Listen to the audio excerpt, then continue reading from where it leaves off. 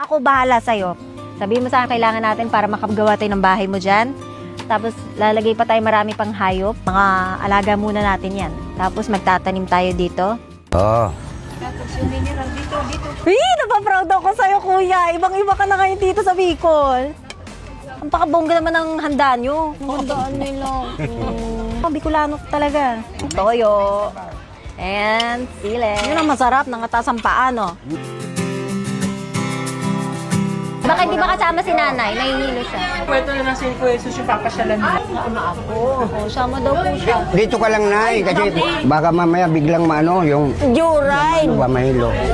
Iyan ang gusto ko, Joyride. Huwag na, dito ka lang, Nay, kasi Ay, mauuna na ako. Halika na, isama ka na. dito ka lang, kukwentuhan na lang kita. Go your own, it's depend to your decision. Okay, Nike. Away magina. Ano na talaga? Ano tawag dun sa ganyan? Yung bubong niya. Nipa. Ano ba? Sandali! Mga kuya, kami nagagawa niyan. Yung pinakamagaling na mason ko. Kuya, may gamit ka? Pang mason? Nawala nga eh. Nawala yung gamit ko. Ano ang katrabaho niyo dati? Maton po. Nanakaw eh. Ito yung request mo, pako. Lagay ko dito. Hoy, kamay mo, kuya. Hindi, malayo. Magaling ka pa rin ah. Oh, magaling na ako. Ano? Okay. So ikaw, foreman, ako. Worker. Ah, okay, sige. Para saan ba to? Para siyang tunoy. Hindi ko nga din alam eh. Para saan ba itong ginagawa natin? O yun na nga eh. Ito, hindi na natin papako yung baba.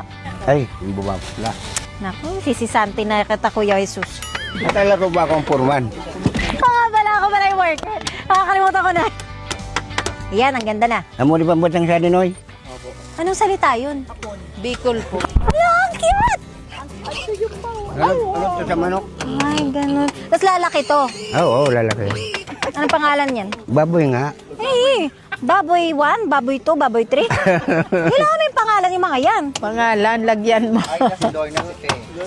Huwag na lagyan, pangalan. Baka naman katayin mo yan, ha? Hindi. Papadamihin Hindi. yan, kuya. Paano pag umuulan, yung bunga bagyo? Saan ka? Sa mga gilid ng building. Ah, yung may bubong. Paano ka nakakain nun? Nalilipasan ka ng gutom.